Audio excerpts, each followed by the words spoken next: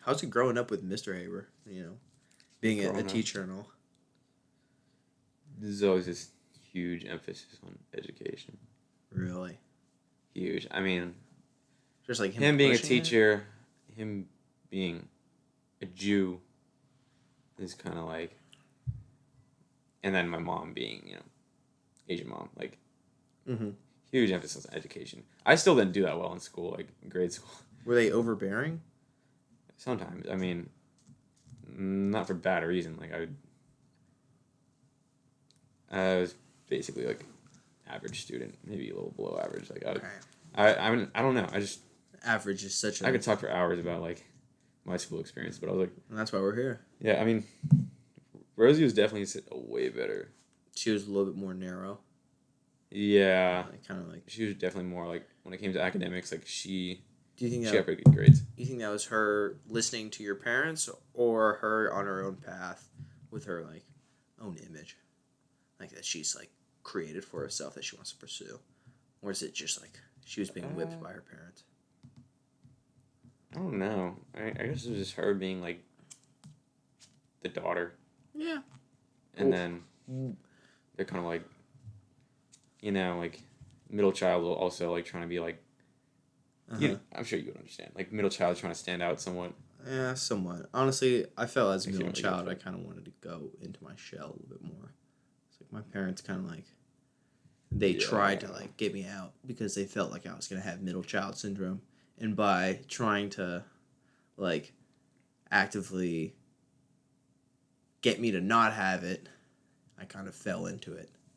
I don't know. I was just always trying to like get away from my parents, to be honest. Like I was in my room. Yeah, I don't know. You kind of feel the same way. Somewhat. I mean, you guys like have dinner every night and like. Actually, no. Oh, so it's kind of like that's a back. rare occurrence for us.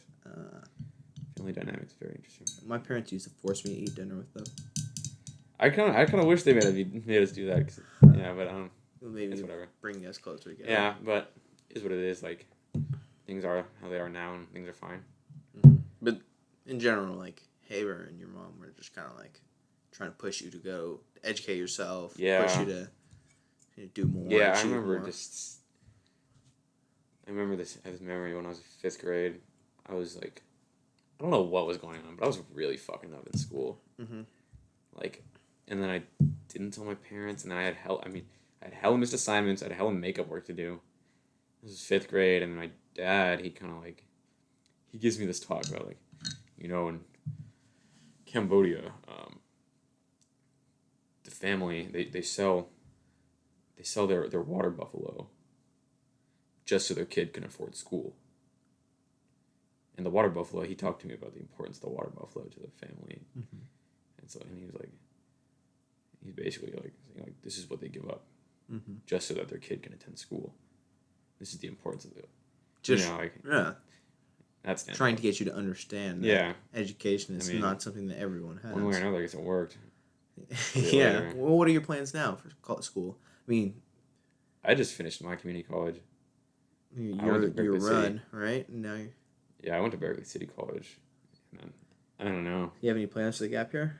Or any ideas that you're like thinking about? Because like honestly, like when I took my gap year, this is fresh out of high school, I was just like, fuck it, I'm just gonna work. Yeah, you said yours, huh? Yeah. Mine just ended. That was last year, huh? Facts. That's crazy.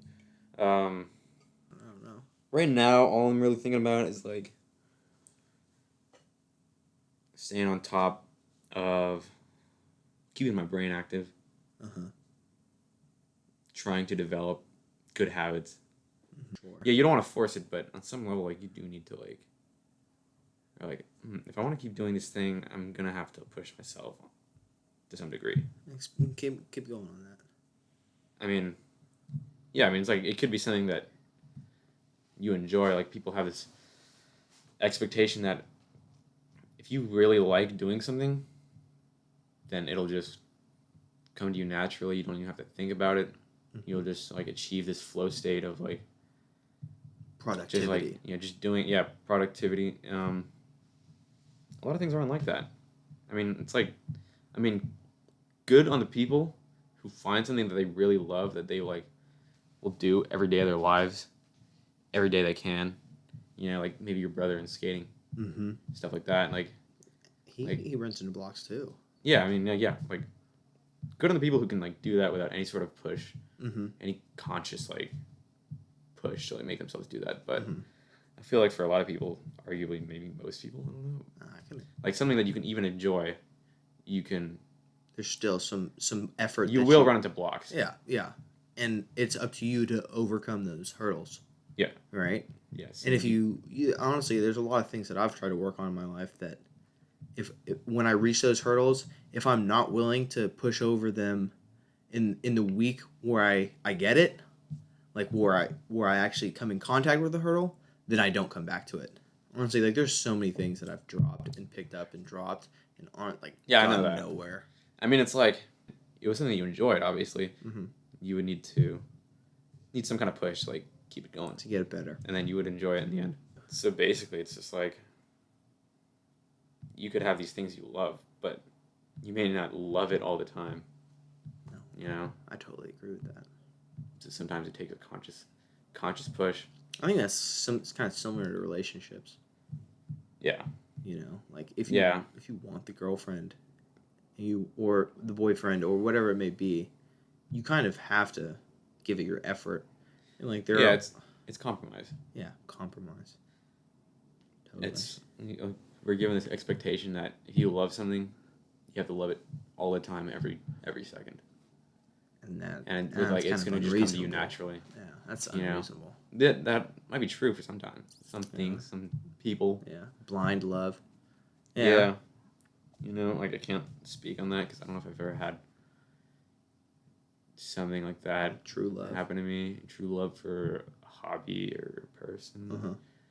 Like it's gonna be hard sometimes, but I've definitely felt these moments where like, you know, like I'm working on designs, like way back when I was like big on designs, like I would just lose hours making shit, just on the computer. Like, oh hell yeah. Yeah, I mean, it's like Tristan. When I hang out with Tristan, just hours go by. Yeah. And that's the kind of, I don't know. And that's the stuff that you have to cling on to, you know? Like, you have to recognize that. You have to recognize that, like, okay, making designs, like, from my case, making designs right now is, like, kind of difficult. Trying to find, like, creative direction or the will to, like, continue, but I look back and I'm like, I've had these times where, like, I can really just get lost in that shit, so. Yeah. Getting lost. It's worth pursuing. Yeah. I honestly really love those moments where you just kind of it's something magical, you know, like it's a flow state. You know, like I really learned about that with fucking with Marcus and the freestyling and stuff. Like you get lost in it. Hell yeah. You just keep going. Freestyling is something that's like that is an unrecognized art form. Honestly, hip hop in general and like underrated rap music. It's underrated. Like it's yeah. I'm glad it's a thing that we all did. Absolutely.